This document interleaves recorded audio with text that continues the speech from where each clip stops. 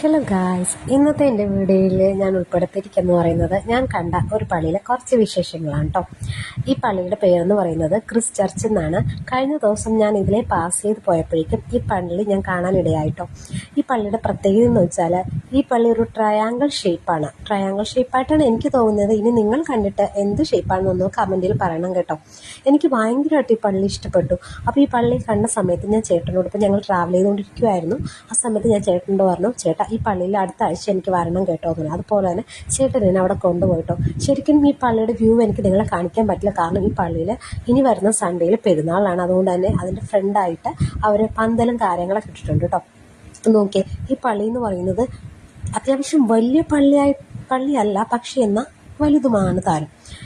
അപ്പോൾ ഇതിൻ്റെ ഷേപ്പ് വന്നിട്ട് ഇങ്ങനെയാണ് കേട്ടോ. എനിക്ക് ട്രയാങ്കിൾ ഷേപ്പായിട്ടാണ് എനിക്ക് തോന്നി കേട്ടോ. ഇതാണ് അതിൻ്റെ ഫ്രണ്ടിൽ തന്നെ ഇങ്ങനെ ഒരു പുണ്യാളൻ്റെ ഫോട്ടോയൊക്കെ വെച്ചിട്ടുണ്ട്. ഇതാണ് കവാടമാണ്.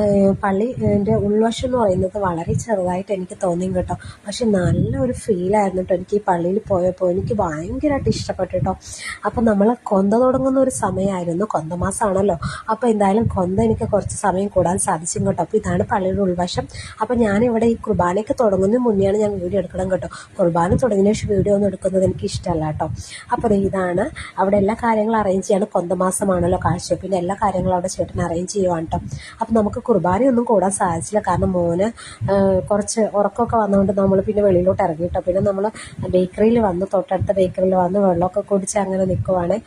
അപ്പോൾ ഇവിടെ ഒരുപാട് അലുവയും ഇങ്ങനത്തെ പഴങ്ങളൊക്കെ കണ്ട് നമ്മളിങ്ങനെ വെള്ളം കുറേ നിൽക്കുകയാണ്. അതിൽ നിന്ന് കുറച്ച് കാര്യങ്ങളൊക്കെ നമ്മൾ വാങ്ങിച്ചു കേട്ടോ. പിന്നെ എനിക്ക് ATM-ൽ വരാനുണ്ടായിരുന്നു. പിന്നെ അവിടെ നിന്ന് നമ്മൾ പൈസയൊക്കെ എടുത്ത് നേരെ വീട്ടിലോട്ട് പോകുന്നു കേട്ടോ. അപ്പോൾ അത്രയേ ഉള്ളൂ. അടുത്ത വീട്ടിൽ ഉടനെ കാണാം. ബൈ.